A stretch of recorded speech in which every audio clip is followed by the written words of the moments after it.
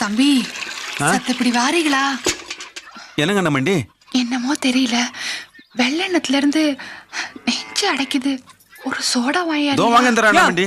இல்லையா என்ன என்னமா விரட்டி விட்ட நாய் மாதிரி பறிறியே, எங்க போற நீ? அண்ணமண்டிக்கு சோடா வாங்கி. உனக்கு ஆடு வாங்கியார தெரியாது, கோழி வாங்கியார தெரியாது, ஜோடா மாத்திரம் வாங்கியார தெரியுமா?